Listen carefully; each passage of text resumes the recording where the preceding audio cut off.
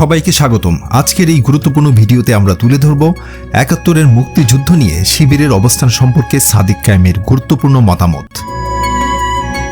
বিস্তারিত জানতে ভিডিওটি দেখুন এবং আমাদের সাথে থাকুন। সাদিক কায়েম বলেন, নতুনভাবে আবার ৭১ প্রশ্ন এবং এর মাধ্যমে বিভাজন তৈরি করা, এটা আমরা মনে করি নব্য ফ্যাসিস্ট এবং আমাদের পার্শ্ববর্তী দেশ ভারতের একটা চক্রান্ত। আমরা বরাবরই বলেছি, ইসলামী ছাত্র শিবির ১৯৭৭ সালের ৬ ফেব্রুয়ারি প্রতিষ্ঠিত হয়েছে।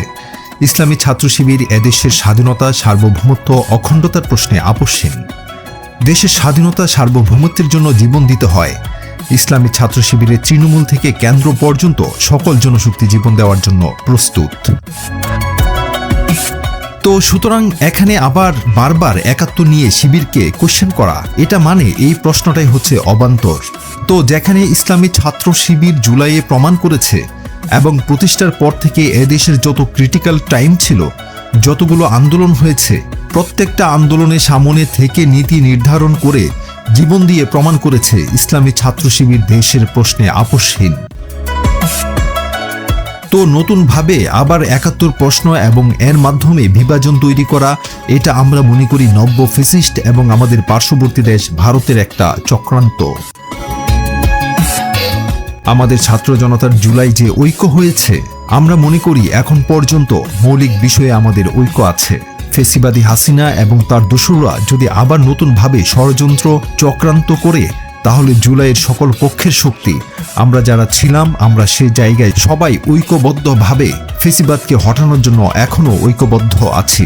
এবং সে জায়গায় আমি অনুরোধ করব বাংলাদেশের মেজর পলিটিক্যাল পার্টিসগুলোকে এবং ছাত্র সংগঠনগুলোকে, আসেন, আমাদের মধ্যে ব্যক্তিগত দ্বন্দ্ব থাকতে পারে, ব্যক্তিগত চয়েস থাকতে পারে, কিন্তু দেশের প্রশ্নে, জুলাইয়ের প্রশ্নে, নতুন বাংলাদেশ গড়ার প্রশ্নে আমরা ঐক্যবদ্ধ হই। একটা জাতি আর কত রক্ত দেবে? ৫৪ থেকে ৫৫ বছর পরেও যদি আমরা মৌলিক কনসেন্সে আসতে না পারি, জাতীয় ঐক্যমতে আসতে না পারি, আমাদের মেজর যে সংস্কারগুলো আছে সেটা করতে না পারি, তাহলে আমরা কখন করতে পারবো? আমরা যদি এবার ব্যর্থ হই, আমাদের পরবর্তী প্রজন্ম আমাদেরকে ক্ষমা করবে না। বাংলাদেশ একটা ঐতিহাসিক সুযোগ পেয়েছে।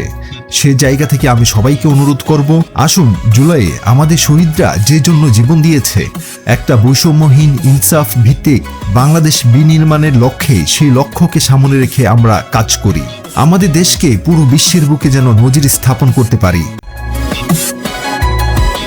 আমাদের অর্থনীতির দিক দিয়ে, আমাদের টেকনোলজির দিক দিয়ে, আমাদের বিজ্ঞানের দিক দিয়ে, আমাদের রাজনৈতিক সংস্কৃতি তৈরি করার মাধ্যমে আমরা যেন পুরো বিশ্বে নজির স্থাপন করতে পারি, সেই ধরনের কাজে আমরা প্রতিযোগিতা করি।